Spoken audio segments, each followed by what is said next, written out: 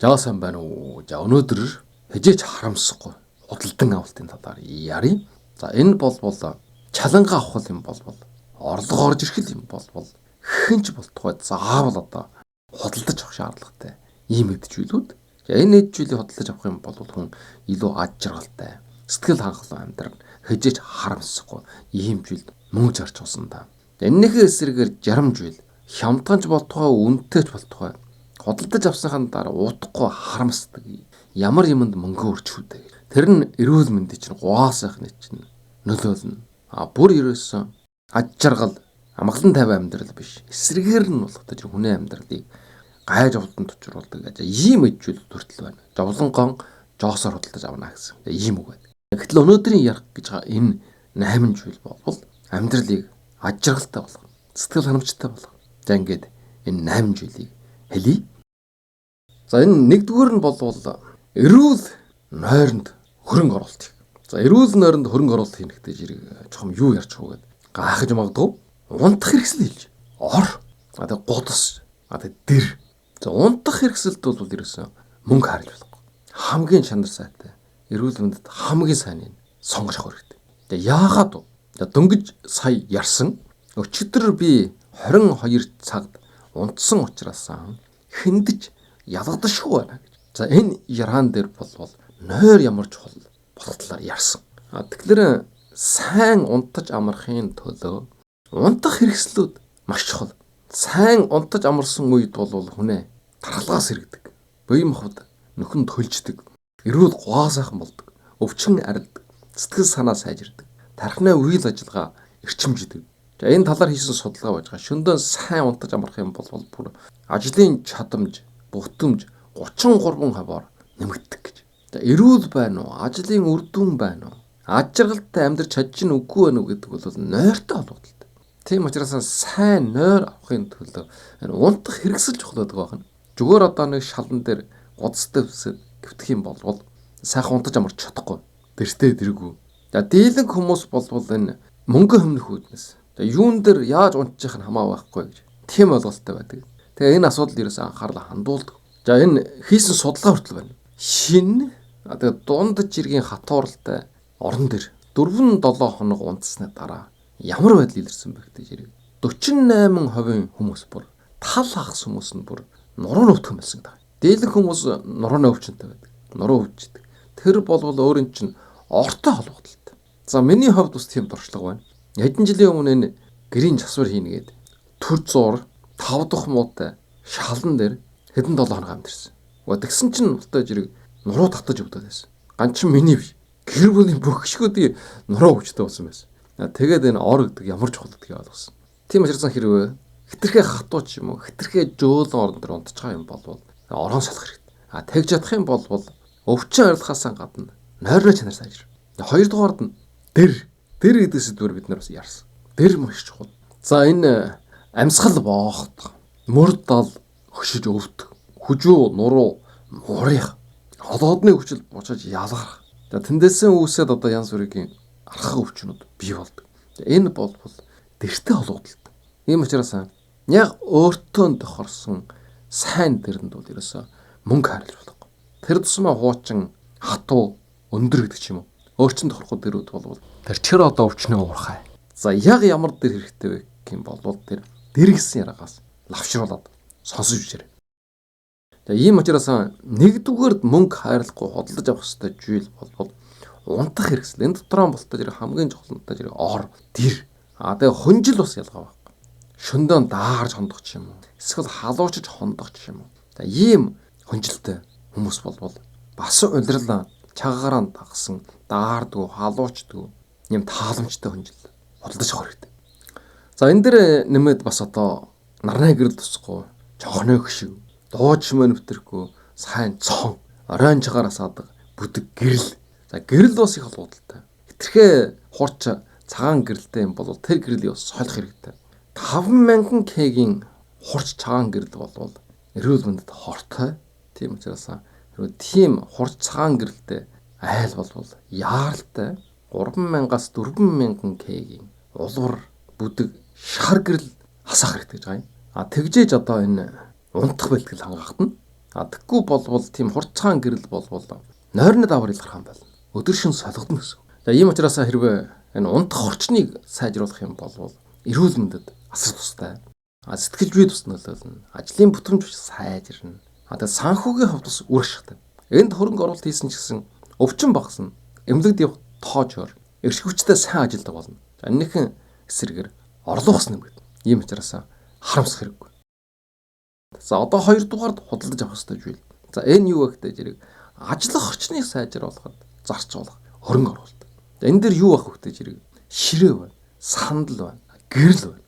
Энэ гуравт бол ерөөсөө мөнгө жарахаас гардаж болохгүй. Хуучин болвол сайн морь худалдаж авахд гардагддаг. За бас сайн хөөр. Гэтэл өнөөдөр болвол орчин үеийн амьдралд болвол хот суурин газар болвол тийм шаардлага байхгүй. Хүнд үжүүлж харуулах зүйлд мөнгө зарцуулах хэрэггүй байна. Жишээлбэл би ийм одоо сайн эрдэнэ чулуугаар хийсэн хөөрхтэй гэдэг цолгох үед уулжих үед ингээд гайхуулаад хүнд үжүүлж харуулж байдаг. За энэ болвол хамгийн одоо үр ашиг худалдаа болгож байгаа юм. Тэрнийхээ оронд тултаж ажиллах орчноо сайжруулах хэрэгтэй. Бид нар өнөөдөр болвол дийлэн хүмүүсийн хувьд өдөрт 6-аас 10 цаг сандал дээр сууж өнгөрөөж байгаа. Сая болвол ярьсан шөнийн хамгийн багадаа 7 цаг, 7-оос 10 цаг болвол унтаж өнгөрүүлж байгаа. Тийм учраас тэр орчныг сайжруулахаар ярьсан. Одоо болвол өдөр нь яаж ийнөх гэж хүмүүс сууж ажиллаж байгаа. Тэгвэл энэ ажиллах орчныг сайжруулах хэрэгтэй. Энэнийх нь хамгийн үндсэн зүйл нь юу гэвэл сандал ширээ гэрэл гур. За энэ талаар хийсэн судалгаа байна. Хэрвээ тохиромж муутай сандал дээр буруу байрлалаар суух юм бол нуруу хүжүүнээ архаг өвчнийг өвдөлтийг бий болгох эрсдлийг 200%-аар нэмэгдүүлдэг гэж байна. Энэнийхээ эсрэгээр 19 онд хийсэн судалгаагаар суухад тааламжтай шинжилгээ ухааны үндэслэлтэйгээр цогцсон эргономик гэдэг сандал хэрэглэх юм бол нуруу хүжүүний өвдөлтийг 54%-аар бууруулсан ийм хөгжүүлэлт гарч ирсэн байна. Эмнэлэг явах шаардлагагүй байх нь шүү дээ. Сандал ширээгээ солихтол болно. Энэ нуруу гэдэг бол асар чухал. Хэтэрхий их бүхийдэг ч юм уу. Буруу байралтай суух юм бол нурууны өвчнөд. За нуруу муутах юм бол энэ гэрийн тулгуур хажижихтай адилхан. Энийг нь дагаад биеийн хэлбэр галбар алдагддаг. Тэгээд дотоод эргэтнүүдад ачаалал өгдөг. Өөрөөр хэлэх юм бол нурж унах гэж байгаа байшин барилга шиг болно гэсэн үг. Дараагийнх нь бол гэрлийн орчин. За гэрэл бол өөрийн тарих болоод нүдэнд хамгийн их ачаалал өгдөг. Хурц цагаан гэрэлдээр ажилтдаг юм бол нүдэн талтай толгой өвдөн нойрны хэмнэлийг алдах болно. Тийм учраас өдөрт 6-аас 10 цаг зарцуулаад сууж байгаа. Энэ ширээ сандал гэрлийн орчноо сайжруулах хэрэгтэй. За энд мөнгө харж болохгүй. За миний хувьд бол олон сандал, олон ширээг туршиж сольж өнгөрсөн. Хамгийн сүүлд нь өөрийнхөө гараар хийсэн, өөрийнхөө өндөр нам тохирсон цэвэр модон ширэндээ сууж байгаа. Сандлыг бол өөрөө хийж чадахгүй маш хэцүү. Тийм учраас энэ шинжилгээ ухааны аргаар чохон бүтээсэн эргономик сандал дээр сууж байгаа. За одоо жалгаад мөнгө хаарлахгүй худалдаж авах ёстой 3 дугаар зүйл. За энэ болвол чанар сайтай хоол хүнс. Ягаад өгөхтэй жирэг Дэлхийн эрүүл мэндийн байгууллагын гаргасан судалгаагаар архаг өвчин эмгэгийн 170% нь буруу хоолсноос шалтгаалж ирж байгаа. Өвчин хаанаас орж ирдэг вэ гэвэл хоол хүнсээр амаар орж ирж байгаа. Бид нарын энэ бие бол асарсан хамгаалалттай. Давхар арьсан бүрхүүлэлт. Тийм учраас өвчин жавлан тийм жамархан гаднаас нэвтэрж орж ирж чадахгүй. Харин ганцхан сул гачны үед хэрэг ам ходоо идэх дуршил энэгээр өвчин жавлан орж ирдэг. 2019 оноос судалгаа байж байгаа. 195 улс орныг хамарсан маш том судалгаа хийж үчгэд байна шүү дээ. Жил бүрийн энэ буруу хоолсноос болоод 11 сая хүн амь насаа алддаг гэж ингэж гарч ирсэн. За тэгэхээр ямар хоол хүнсэнд мөнгө зарж болох вэ? Мэдээж бид нар бас олон дахин ярьж байгаа. Тэр боловсруулсан дэлгүүрд зарж борлуулж байгаа. Янз бүрийн нэмэлт бодцууд орсон. Тэгээд маш их шарсан, хайрсан, хуурсан. Тэгээд чихэр орсон. Гэх мэтийн бүтээгдэхүүнүүдийг худалдаж авах юм бол эрүүл мэндэд хортой. Мөнгө буруу зарцуулж байна гэсэн. Энэхээ эсрэгээр нь байгалийн гаралтай бүтээгдэхүүн худалдаж авна. Хоол хүнсний үндсэн материалыг ногоогийн гурлуудаа, мах, тос эд нарыг худалдаж аваад өөрөө хийдэг. Энэ хамгийн эрүүл мэнд тустай байдаг. Энэнд ерөөсөө мөнгө зарж болохгүй. Мах ухаасаа мөнгө харж болохгүй. Ногоо хөдөлж авахаас мөнгө харснаар. Гурал будаа хөдөлж авахаас мөнгө харлах хэрэг. Жимс хөдөлж авахаас мөнгө харлах хэрэг. Тосны талаар бас ярьсан. Хямдхан, чанар муутай тос хэрглэж болохгүй. Витамин D-гийн дутагдлалд орж болохгүй. Ашигтай багтаар орсон тарга, хоол хүнсний бүтээгдэхүүний хэрэглэж хэрэгтэй. Тэгээ хоол хүнсний хувьд бол ямар ч байсан олон төрлийн хоол хүнсийг баланс сайтай, тэнцвэртэй хооллоо. За энэ чухал. Энд бол мөнгө ерөөсөө хайрж болохгүй. За одоо залгаад дөрөвдүгüүрт гэр ахуйн өдөр тутмын ухаалаг хэрэглэх. Өдөр тутам хэрэгэлдэг энэ багц хэрэгслүүд чанартай сайн байх хэрэгтэй. Чанар муутай болвол амархан эвдэрнэ, чаган талтай. Тэгээд аюулгүй байдал бас нөлөөлдөг. Өөрийн чинь байнга одоо хэрэгэлдэг багц хэрэгслүүд. Энэ сайн болвол хүний сэтгэл ханамж дээшлэх гэдэг юм. Жишээлх юм бол гал тогооны гутга сайн байх хэрэгтэй. За хоол хийн гэсэн чинь нөгөөх нь мохоо эртэ гэгшиж даадаг. За унаад ивсэн ч бүх солохгүй гэж ярьдаг. Тийм гутгаар бол хүн хоол хийж бодохгүй. Эсвэл нөгөө хутга нь хэтэрхээ эртэ өв хав муутай хуруумс тасалч гэд болдгоо. Ийм аюултай. Ийм болвол мөнгө хайрлахгүй солих хэрэгтэй. Хуучин дээр үед оюутан байхад билет гэдэг нэг чалгаан жоох байсан. Халдгүй. Оньгоо хүртэл байдаг байсан. Оройн залгаа тавтаж ирэг өглөө нь усан бүтэлж яадаг. Ийм болвол тэр ерөөсөө маш их стресс болно. Тийм учраас чаган тэмнэлтэй, жахлахаан дарвтай, аюулгүй ийм гал тогооны орчин байх юм бол хэн ч гэсэн хэдэн минутын дотор одоо эрүүл мэнд тустай хоол хүнс хийж идэх бололцоотой. Бусад орчин бас ялгаа байхгүй. Компьютер дээр ажилладаг хүн бол компьютер гачаад байх юм бол явахгүй. Тийм учраас мөнгө харилцахгүй сайн компьютер бас чухал. За тэгвэл бас чахалгаан хэрэгслүүд аюулгүй байх хэрэгтэй. Тэр тусмаа одоо жалгуур. Америкийн нэгдсэн улсад гэдэг зэрэг нэг жилд 25 мянган гэр ахуйн осол гарч хай. Гал төмрөөс чахалгаан жалгуур энтертэй болоод. Зүгээр нэг чанар сайтай чахалгаан жалгуур худалдаад авчихгүй. За тэндээс нь гал гараад гэр орноо шатах явдлууд маш илүү байж байгаа. Сая бол тэр нэг утаагүй жуух гэдэг бүтээгдэхүүнээс болоод бас маш олон хүмүүс огоордож нас барсан. За ийм учраас энэ чаган тэмнэлтэй, жахалгаан тэмнэлтэй, сэтгэл зүйд дарамт болохгүй. Тэгээд аюулгүй байгаль орчин сөрөг нөлөө байхгүй. Ийм бүтээгдэхүүнд өдөр тутмын багц хэрэгсэл хэрэглэгээний зүйлд мөнгө харж болохгүй. Заавал сайжруулсан байх шаардлагатай. За 5 дугаард нь болвол чанартай бүтээгдэхүүн. Энэ юу вэ гэхтэй зэрэг амархан эвдэрдэг. Чаг үеэс ерөөсө хочрогдсон ойлголт байдгүй. Хэдэн 10 хэдэн 100 жил гэсэн хэрэглэж болдог. За ийм зүйлд бол мөнгө харлах хэрэггүй. Нэг худалдаад авчих юм бол насаараа хэрэглэх учраас. За саяын ярьсан одоо энэ ширээ сандал, гал тогооны хэрэгсэл гэдэг ч юм уу. Гар урлал хийдэг хүмүүс, дархан хүмүүсийн багажигдаг ч юм уу. Энэ бол нэг сайн худалдаад авчих юм бол олон жил хэрэглэнэ. За энэ шиг хувцас хунар. За энэ бас ялгаа баг. Чаг үеийн мод дагсан хямдхан хувцас авах юм бол мөнгө нь маш халтай. Ерөөсөө энэ судалгаагаар болвол ийм хувцсыг 3-аас 10 удаа өмсөд хайдаг гэж байгаа. Тэгээд бүр дэлхий дээр жилд 92 сая тонны ийм хувцас хоог болж ирж байгаа. Энэ болвол зөвхөн мөнгөнд халтай биш. Байгаль орчинд бас асар их дарамт төрүүлж байгаа. 92 сая тонны хувцас гэдэг байгаа байхгүй юу? Чаг үеийн мод дагсан хямдхан хувцаснууд. Тийм учраас ямар хувцас худалдаж авах уу гэвэл мод дагсан биш. Классик сонгодох хувцас. Материал нь сайн. Эрүүл мэндэд хоргоо. Модноос ирсэн гардаг. Хаягддаг. Хэдэн 10 жил гэсэн өмсч болдог. Ийм хувцас өмсч хэргэлдэг хүмүүсийн сэтгэл ханамж өндөр байдаг. Надад бас их ухаарл өгчөө. За миний хувьд ч гэсэн одоо энэ жилийн хувцасны мод юу байх вэ? Хувцас авна гэх юм бол хамгийн сүүлийн үеийн загваруудын хувцсыг худалддаг дэлгүүр төрч авдаг. Өөрөөр хэлбэл мод гэж хувцас авдаг байсан байх нь шүү дээ. Тэгэхээр одоо бол энэ хар хончиг өөрчлөгдөж байгаа юм. Энэ удаагийн яраагийн хийж их явчаад ямар хувцас авах юм бол модноос олон жил хаягдахгүй байж чадахгүй.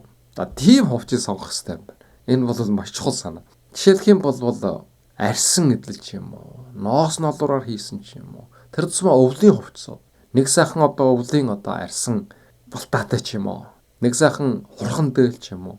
Өвлийн дулаан гутал ч юм уу? Ийм үнэтэй зүйлд бол мөнгө харлах хэрэггүй гэж байгаа. Нэг худалдаа авчих юм бол олон жил амсарна. За харин булган малгай дээл худалдаж авч яана гэвэл тэр тансаг хэрэглэг авчих. Бусдад үжүүлэхэд л.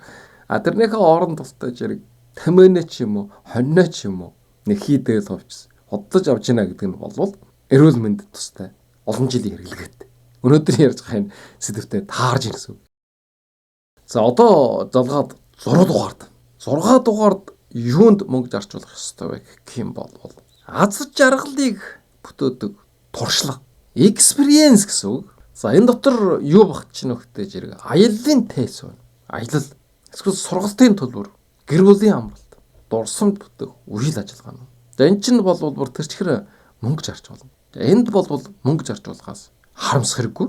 Хүнд юу үлддэг вэ гэх юм бол дурсамж л үлддэг гэдэг. Өндөр үнэтэй юм хөдөлж авснараа хажээч дурсамж болж үлддэг. Харин ч харамсал болж үлддэг. Яах гэж тийм юмд мөнгө үрчсэн гэж.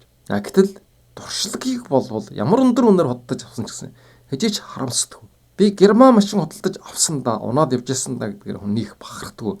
Харин би германд очиж аяж үжиж нүд тайлсандан баярж явж байдаг. Тэрэндээ ерөөсө хажээж харамсдаг. Ийм байдаг. Сан Дайгогийн их сургуулийн хийсэн судалгаа асууж байгаа. 20 жил судалгаа хийгээд материаллык зүйл худалдаж авсан үеийн энэ сэтгэл ханамж бол маш амархан буурдаг. Нэг сайхан эмийг худалдаж авчираад хэдэн өдрийн дараа магадгүй хэдэн цагийн дараа ч гэсэн сэтгэл ханамж нь буурчсан байна. Гэтэл худалдаж авсан энэ туршлага бол урт хугацаанд хадгалагддаг гэсэн ийм судалгааны хүрдэн гарч ирсэн байна. Тэр тусмаа одоо бусдтай туршлага хамт хуваалцсан. Өөрөөр хэлэх юм бол хамт жугаалаад явсан гэдэг ч юм уу. Хамт ямар нэгэн үйл ажиллагаанд оролцсон гэдэг ч юм уу. Энэ бол бүр хүмүүсийн хооронд харилцаагийг 40% сайжруулдаг гэж байгаа. iPad худалдаж авахынхаа оронд аавтайгаа хамт нэг удаа аялалд явж одоо хэлсэн байна. Хажиж мартагдаж шүү. Сайхан дурсамж болно. Бүр одоо энэ 14 оны басан судалгаа байгаа. Хичнээн мөнгө зарцуулж ийсэн ч гэсэн энэ туршлага худалдаж авсан хүний сэтгэл ханамж нь 82% өндөр. Бүр материаллык зүйл худалдаж авснаас 3 дахин илүү байсан байна. Монголчууд ярддаг. Юм үжиж нүд тайлна. Ийм зүйл мөнгө зарцуулах гэсэн. Энэ хүний сэтгэл ханамж бий бол. Аавын бид хүнтэй танилцна. Ахтын бид гажир үжнэ. Энийг хэлж байна. За жишээ нь ямар зүйл байж болох вэ гэдэг зэрэг. Нэгдүгээр мэдээж аялал хийх. Шинэ гажир үжнэ. Танихгүй орчинд очноо. Танд дасан жогчно гэдэг бол танин мэдгээд хэлж байгаа юм. За гэр бүлийн амралт байна. Хүүхдүүдтэйгээ гэр бүлтэйгээ хамт өнгөрүүлсэн энэ цаг мөч болвол хижээч мартагдаж шүү. За сургалт семинар байна. Төрөл бүрийн сургалтад сууж ийна, семинарт оролцож ийна гэдэг чинь бас туршлага худалдаж авч байгаа юм. Өөрийгөө хөгжүүлж байна. Амьдралын шинэ боломжд нэгдэж байгаа. За эсвэл урлаг, спортын үйл ажиллагаанд оролцож байгаа. За энэ болвол амралт, тайвшрал, тэгээ шинэ энерги, эрч хүчийг өгдөг.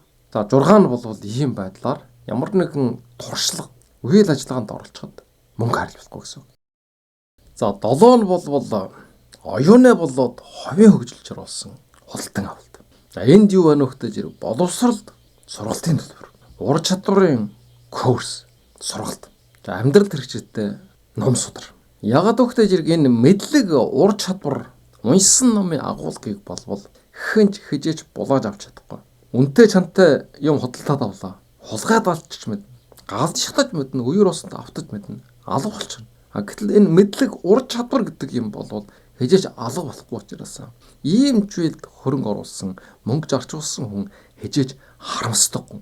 2022 оны хийсэн судалгаагаар дээд боловсролтой хүмүүсийн орлого дунджаар 57%-аар өндөр байсан гэдэг.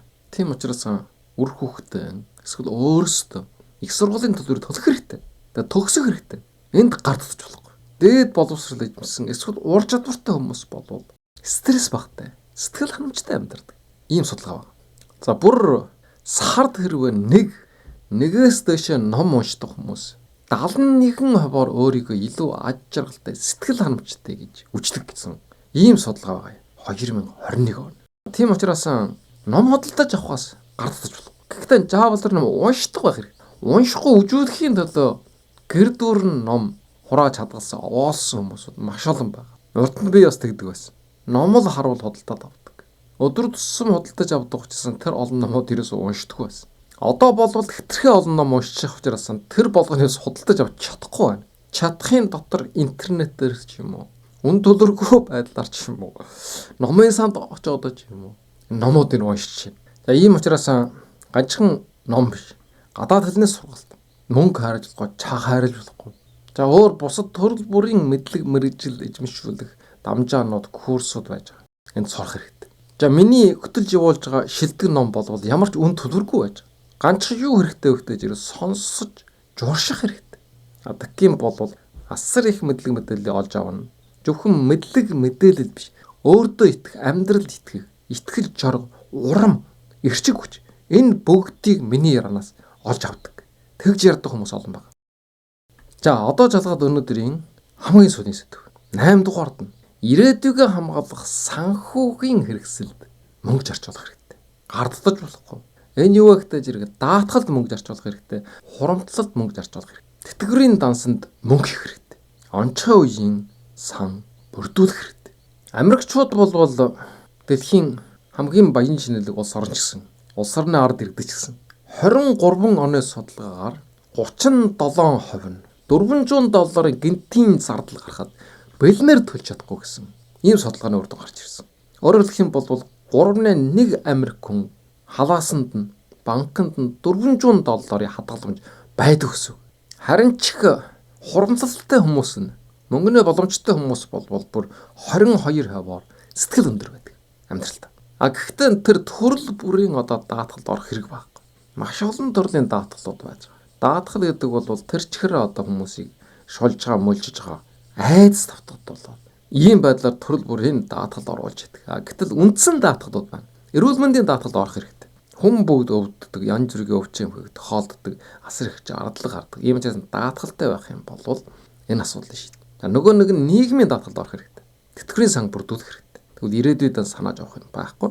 Дийлэнх хүүхэд залуус болвол мэддэггүй, анхаарлаа хандуулдаг.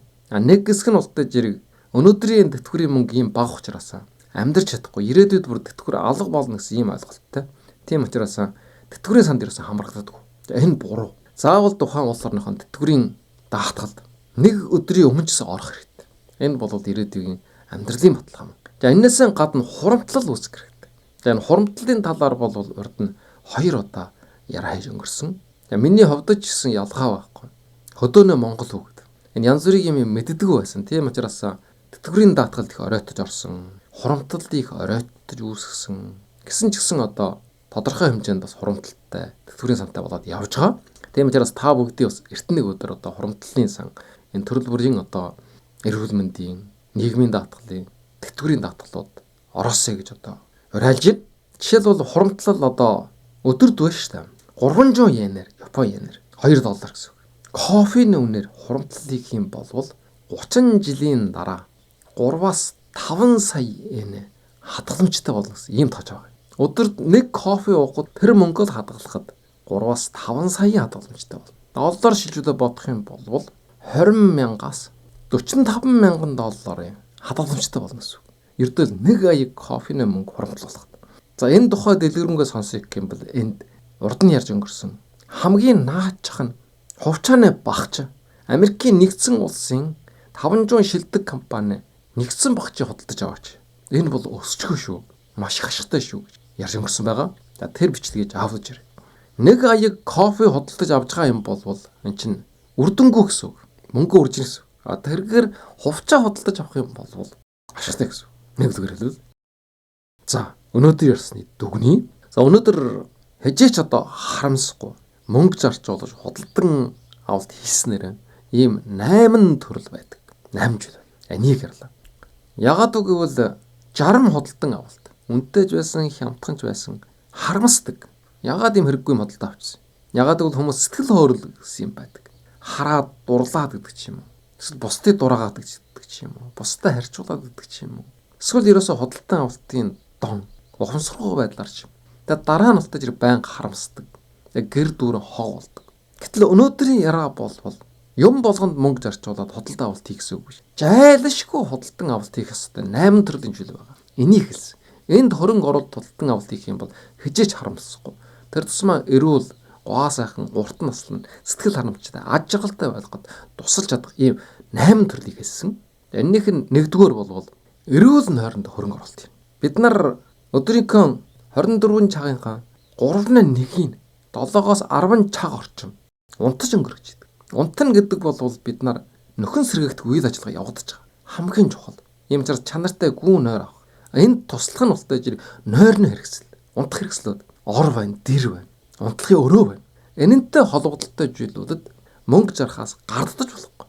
Буруу байралтай, буруу орчинд, буруу хэрэгсэл дээр унтах юм бол зөвхөн нойрны чанарт нөлөөлөд дуусахгүй. Өвчин эмгэгдэх. За энэ талаар ярьсан. Хоёрдугаард нь бол ажиллах орчноо сайжруулах. За 3-1 цагийг бас ажиллах орчинд өнгөрөөж идэг. Тэр тусмаа одоо ширээ сандал дээр 6-аас 10 цаг сууж идэг. За энэ нь бол ширээ сандал тэгээд гэрэл энэ гурвыг сайжруулах хэрэгтэй. Өөрөөр хамгийн тохиромжтой сөргөнөлөө өгжүүлэхгүй ийм ширээ сандал гэрэлтэй байх хэрэгтэй. Энд мөнгө харуулж болохгүй. Тэгвэл эрүүл байна. Олон чагаар өрөвдөлтөй ажиллана.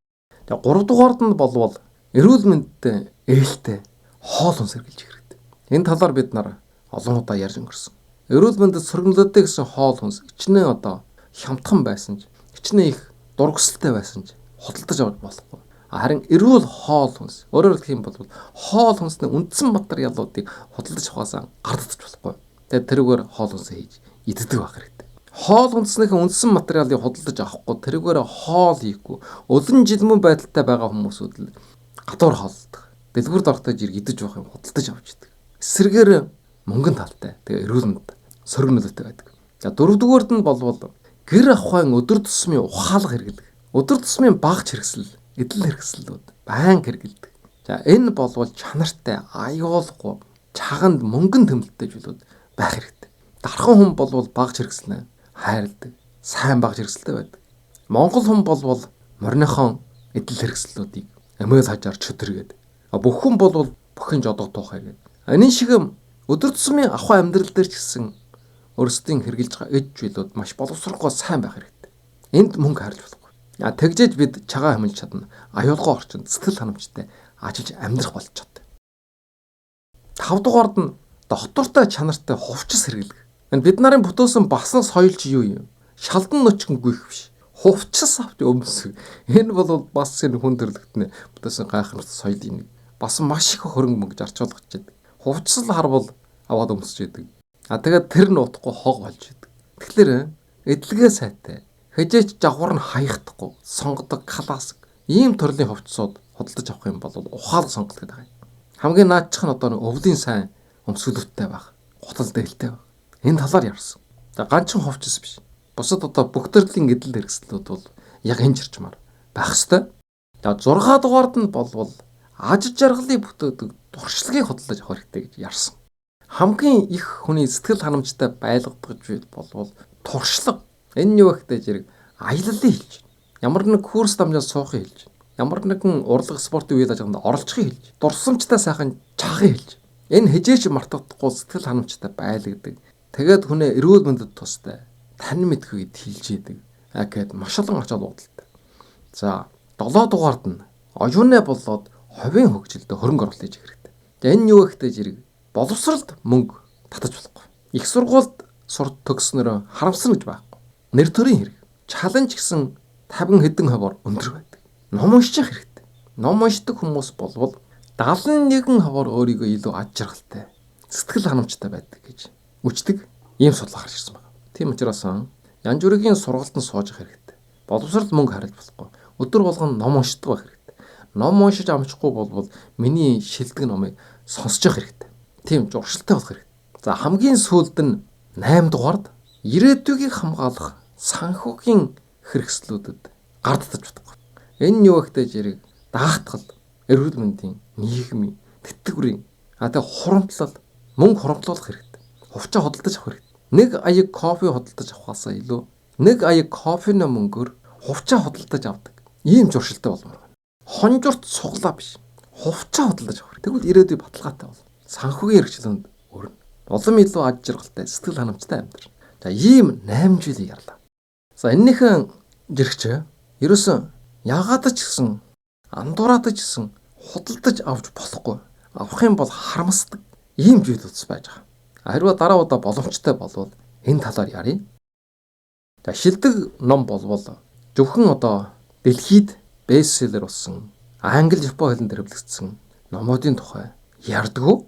Дотооддоо Монголдон хэвлэгдсэн Монгол зохиолчдынхон номыг бас ярддаг. Ийм учраас хэрвээ өөрсдийнхөө бичиж хэвлүүлсэн ном зохиолыг яруулах юм бол шилдэг номтой харилцаарай. Энэ комент дээр бичиж болно.